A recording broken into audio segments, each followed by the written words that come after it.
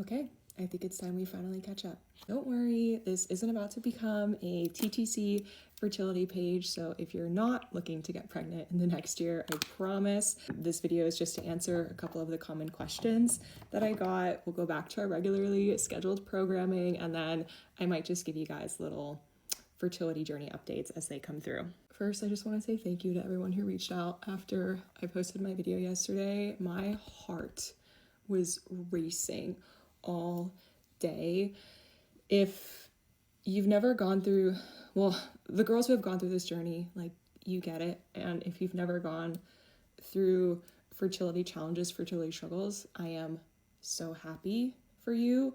And also, it is so hard to just understand the immense amount of grief, sadness, confusion, and almost just like fear around if something is wrong with you and broken with you.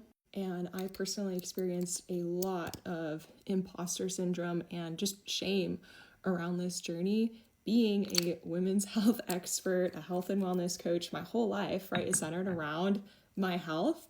And before going on this journey, I just kind of assumed that fertility was one of the greatest indicators of health. And one of the biggest things that I have learned is that health does not equal fertility. There are so many different factors that go into this.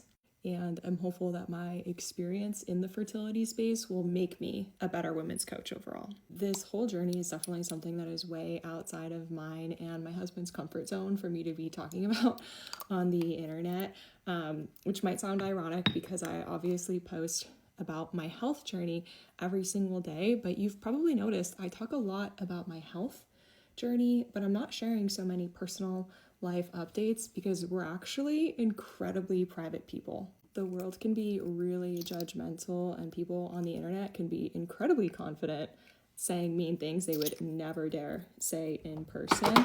And I honestly just haven't wanted to expose us to that.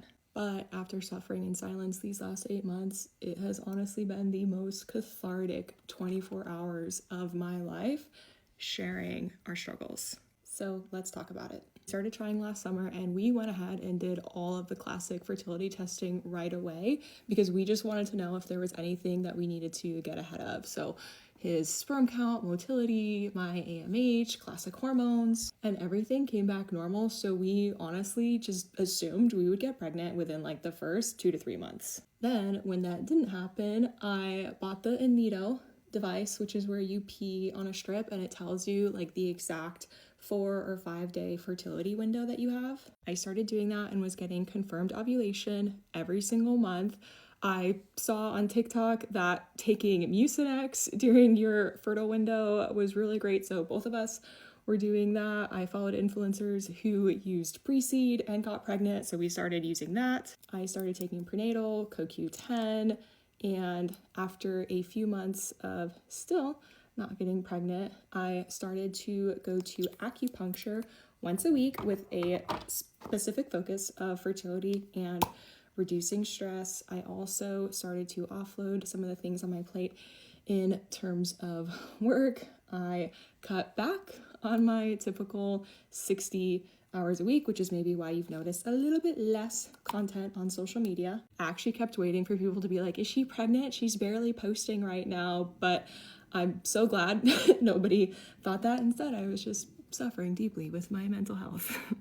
This whole time, I've also been going to therapy, which has been really helpful because my husband and I also made the decision not to tell our friends or our family when we decided to start trying because we just didn't want the unsolicited advice. And we also just didn't want people asking us about updates because it's like, you know how people get pregnant, right? Like, I don't want you guys asking about our...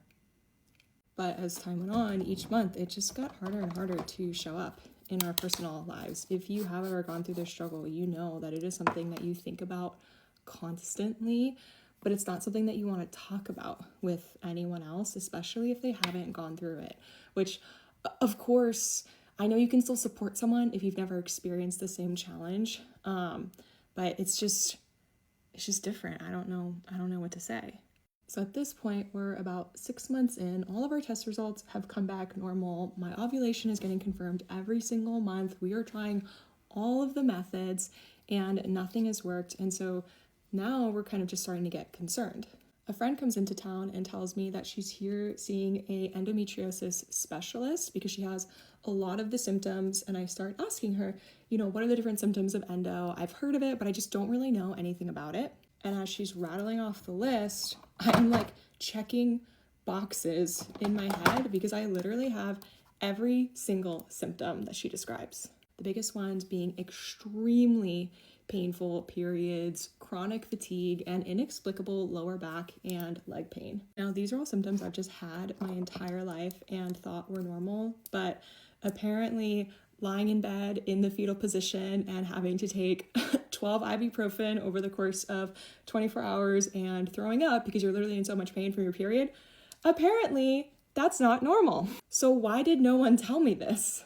I decided to make an appointment with the same specialist that my friend was in town to see, but it turned out she had a 3-month wait list just for a 20-minute introductory appointment. So we wait the 3 months, keep trying as normal, and still no luck. And within 5 minutes, she's like, you definitely have endometriosis. Let's schedule surgery. Because apparently, if you have been confirming ovulation and you have done the testing to confirm that all male and female fertility numbers are where they need to be, it's considered infertility after 6 months and not the usual 12-month wait. And I don't think that there is anything that could have prepared me for her saying this is considered infertility. Because despite the fact that we had been trying for 8 cycles leading up to this appointment and still hadn't had any positive pregnancy tests, I guess I was just still holding on to that hope that like next month was going to be the one, which I'm not saying it can't be, but now we're in this holding pattern of, do we wait until I'm able to get in for an endometriosis excision surgery, or do we keep trying in the meantime?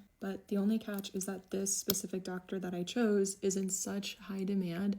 It's a 7-month wait, which means I won't be able to have surgery until the very end of August. So anyways, I guess if you know any endometriosis excision surgical experts, ideally in Southern California, San Diego area, but honestly anywhere in the United States, like I am willing to travel if this person is a truly skilled surgeon. Anyways, I have an appointment in about 3 weeks to go over the results of my ultrasound and blood work. And in the meantime, I'm just gonna try to keep living my life like this huge thing isn't happening every single day. I love you guys. Thanks for listening. Bye.